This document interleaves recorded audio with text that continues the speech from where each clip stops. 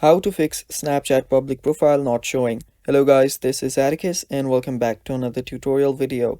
In today's video, I'll teach you guys how you can fix your Snapchat's public profile not showing. Now before we begin, if you guys are new to our channel, head down below and hit the subscribe button so you do not miss out on our future videos. Now, let's begin.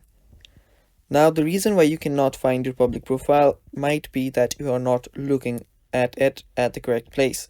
So with the recent update of Snapchat, the public profile has been moved to someplace else. And if you head over to your profile, you'll see public profile. Now you can head over to public profile, and yeah, this is basically a public profile. Now if you do not have it there, if you scroll down for a bit, you should find it somewhere around here.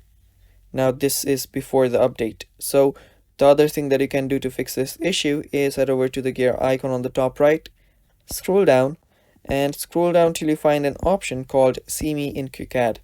Now after you're on See Me in Quick Add, simply toggle this button on and you can head back to your normal profile here, and then you should see your public profile.